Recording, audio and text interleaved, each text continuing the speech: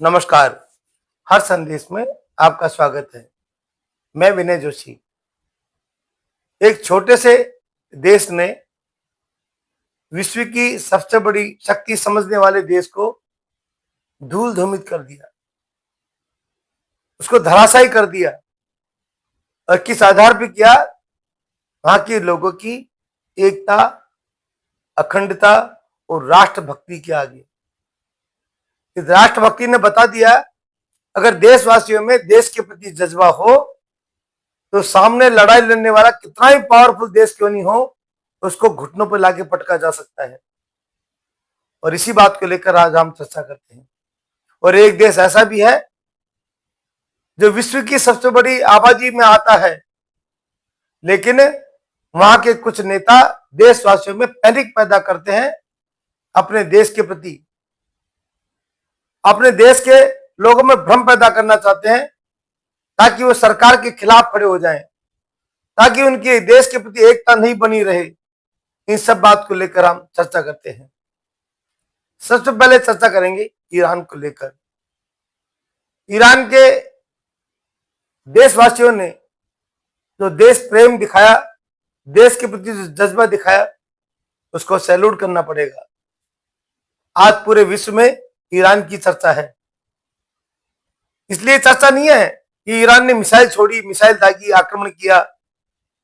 Iran के पास में बहुत कोई अत्याधुनिक हथियार है, इसलिए चर्चा नहीं है। इसलिए चर्चा है कि वहां के देशों के लोगों को मरना आता है, और जिसको मरना आता है ना, उसी को अमर होना आता है। 9 करोड़ की आबादी वाले ईरान के करीब 20% लोगों ने पंजीयन कराया, रजिस्ट्रेशन कराया कि हम देश के लिए जान देना चाहते हैं। 1 करोड़ 60 लाख से अधिक लोगों ने अपना पंजीयन कराया। और जिन स्थानों को अमेरिका ने उड़ाने की धमकी दी, उन सभी स्थानों को मानव श्रृंखला बनाकर घेर लिया। चाहे ऊर्जा का क्षेत्र हो, चाहे परमाणु क्षेत्र हो, चाहे उनके विशेष अड्डे हो, उन सबको वहां के लोगों ने घेर लिया। क्यों घेरा? कि हम जब तक जिंदा है तब तक इनको नहीं मिटने देंगे। क्योंकि उनका पता था कि हमारे ऊर्जा के स्थान अगर समाप्त हो गए तो देश में अंधकार हो जाएगा, सारी व्यवस्था ठप हो जाएगी। और जब देश ही नहीं रहेगा तो हम रह के क्या करेंगे? देश का अस्तित्व खत्म हो जाएगा तो हमारा अस्तित्व किस काम का है? इस जज्बे के साथ वहां के लोगों ने जिया। और यह याद रखना, वही देश सही सलामत रहता है जिस देश के देशवासियों को मरना आता है। जिनको मरना नहीं आता ना, कोई व्यक्ति जिंदा नहीं रह सकता, वो अमर नहीं हो सकता, वो देश सुरक्षित नहीं हो सकता। और ईरान के लोगों ने बता दिया, करके दिखा दिया। अमेरिका अपने आप को धुरंधर मानता था देश का, सारे विश्व का फूफा बन रहा था, अपने आप को फूफा बता रहा था, सारे विश्व का थानेदार बन रहा था। क्या हुआ? हमारे यहां देसी कहावत है कि बंद मुट्ठी लाख की तो खुले बाद खाक की। ईरान ने अमेरिका की मुट्ठी को खोल दिया, उसको खाक का कर दिया। उसकी पूरी जो इमेज थी उसको घुटनों पर लग दिया, धूल धूमित कर दिया। क्यों कर दिया? कि सनक, अगर देश का राष्ट्राध्यक्ष सनक लेके चलता है, उसके निर्णय लेने की क्षमता सही नहीं है, तो उस देश की ऐसी दुर्गति होती है जैसे अमेरिका की हुई है। हमारे यहां ऑपरेशन सिंदूर हुआ था, हमने हमारा जो लक्ष्य था वो हासिल किया, और हासिल करके कह दिया भी हमने हमारा काम पूरा कर लिया है। अगर अब आपने शैतानी की तो हम उसका जवाब देंगे। इसको कहते हैं नीति, इसको कहते हैं कूटनीति, इसको कहते हैं युद्ध नीति, इसको कहते हैं सफलता हासिल करने की नीति। भारत अपने लक्ष्य में गया, ठिकानों को बर्बाद किया और पाकिस्तान को सूचना दे दी कि अब हमने हमारा जो लक्ष्य था वो हासिल कर लिया। अगर अब आपने कोई कार्रवाई की तो उसका जवाब हम देंगे।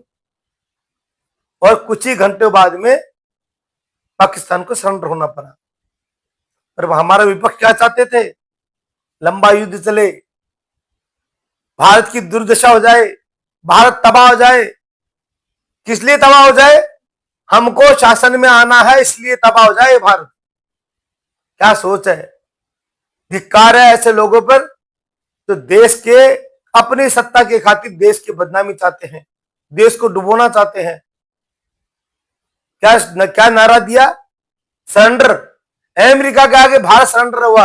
अरे भाई, नरेंद्र मोदी अकेला नरेंद्र मोदी नहीं है। आज ट्रंप के निर्णय से पूरा अमेरिका शर्मसार है। अमेरिका की इमेज खत्म हुई है। अमेरिका डूबा है। आज ईरान का किसी राष्ट्राध्यक्ष का नाम नहीं चल रहा, ईरान का नाम चल रहा है। आज अगर नरेंद्र मोदी की इज्जत गिरती है तो पूरे भारत की इज्जत गिरती है। देश का प्रधानमंत्री व्यक्ति नहीं होता, उस पूरे देश का संचालक और देश की संस्था होता है, एक व्यक्ति नहीं होता वो। अगर प्रधानमंत्री किसी देश का सरेंडर करता है तो समझ लो वो देश सरेंडर कर गया। अरे भारत किसका आगे सरेंडर करने वाला है? भारत तो कभी सरेंडर करने वालों में रहा ही नहीं। जिन लोगों ने भारत को सरेंडर किया था उनके परिवार के लोग ही सरेंडर की परिभाषा को जानते हैं। भारत कभी सरेंडर नहीं करता। भारत तो घास की रोटी खाने में विश्वास रखता है, सरेंडर करने में विश्वास नहीं रखता। शीश कटाने में विश्वास रखता है, शीश झुकाने में विश्वास नहीं रखता।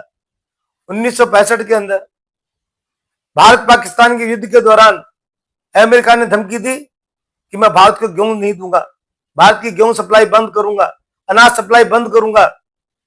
लाल बहादुर शास्त्री ने कहा उस समय, लोगों से अपील की कि एक दिन का सप्ताह में एक दिन का व्रत रखें, पूरे देशवासी सोमवार का व्रत रखें।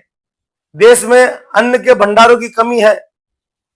पूरे देशवासियों ने एक स्वर में स्वीकार कर लिया कि हाँ, हम सोमवार का व्रत करेंगे, सप्ताह में एक दिन भूखा रहेंगे।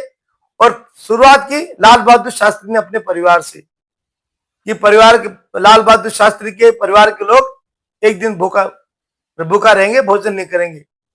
आज अगर नरेंद्र मोदी ऐसे कह देते ना कि देश में अन्न के भंडार की कमी है तो छाती पीटते विपक्ष के लोग, हाय रे मरे रे मरे रे मरे रे, आग लगाओ रे, देश में आग लगाओ रे, लोगों को सड़क पर उतार देते। ये देश के प्रति जज्बा नहीं है, ये देश के प्रति उनकी जिम्मेदारी नहीं है। देश को लेकर राजनीति जो करता है ना वो गर्त में जाता है। और अभी ये जो 5 राज्यों के विधानसभा चुनाव है वो बता देगा। जिन पार्टियों ने देश के खिलाफ बोला है, देश के खिलाफ लोगों में भ्रम फैलाने की कोशिश की है, उनकी क्या दुर्गति होती है। देश सबसे पहले है। जो पार्टी ये सोचती है कि केवल नरेंद्र मोदी को हम गाली देंगे, अरे आपको जब कांग्रेस और भारतीय जनता पार्टी चुनाव लड़े तो खूब गाली दीजिए। समाजवादी पार्टी और भारतीय जनता पार्टी चुनाव लड़े, आपस में खूब गाली दीजिए। बहुजन समाज पार्टी हो, टीएमसी हो, कोई भी पार्टी हो, जब चुनाव लड़ती है या आमने सामने होती है, खूब गाली दो, खूब एक दूसरे को नीचा दिखाओ। लेकिन जब दूसरे देश का मामला है, दूसरे देश में हमारी प्रतिष्ठा का मामला है, तब तो कम से कम एक हो। तब तो कम से कम ये मत कहो कि देश का प्रधानमंत्री सरेंडर कर गया। अरे देश का प्रधानमंत्री सरेंडर नहीं करता, देशवासियों को सरेंडर करने की कह रहे हो आप। और भारतवासी सरेंडर कर सकते हैं? कभी नहीं कर सकते। गर्दन कटा सकते हैं, सिर झुका नहीं सकते। हम दिन 4 रहे ना रहे मां, तेरा वैभव अमर रहे। हमको ये बात सिखाई गई है, हम देशवासियों को ये बात कूट कूट कर सिखाई गई है। और जिनको ये बात नहीं सिखाई गई ना, वही देश के प्रधानमंत्री को सरेंडर होने की बात करते हैं। अमेरिका को सरेंडर करेगा? अरे अमेरिका से ईरान नहीं झुका, 9 करोड़ की आबादी वाला ईरान नहीं झुका। हमारी 140 करोड़ की आबादी है। बंधु, याद रखना चाहिए आप किसको झुकाने की बात करते हो। एक नरेंद्र मोदी मरेगा ना, हजारों नरेंद्र मोदी पैदा हो जाएंगे, लाखों नरेंद्र मोदी पैदा हो जाएंगे, पर देश के सिर को झुकने नहीं देंगे। देश के प्रधानमंत्री को किसी देश के आगे झुकने नहीं देंगे। और ना हमारा देश का प्रधानमंत्री इतना कमजोर कि किसी दूसरे के आगे झुक जाए। सरेंडर तो बहुत आगे की बात है, सैल्यूट भी नहीं कर सकता बिना मतलब के। तो अगर कोई सम्मान दे रहा है तो हम सैल्यूट करेंगे, हम उसकी वफादारी के लिए, देश की वफादारी के लिए सैल्यूट करेंगे, देश के जवानों के लिए सैल्यूट करेंगे, लेकिन सरेंडर नहीं करेंगे। सरेंडर करना उन पार्टियों ने सिखाया है जिनके पूर्वजों ने देश का किसी दूसरे देश का आगे सरेंडर किया है।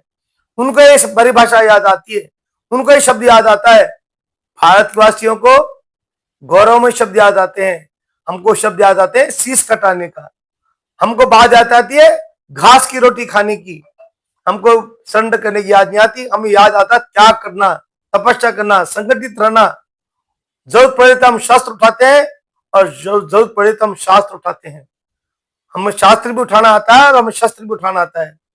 जो लोग देश को कमजोर करना चाहते हैं ना, उनको ईरान से सबक ले लेनी चाहिए।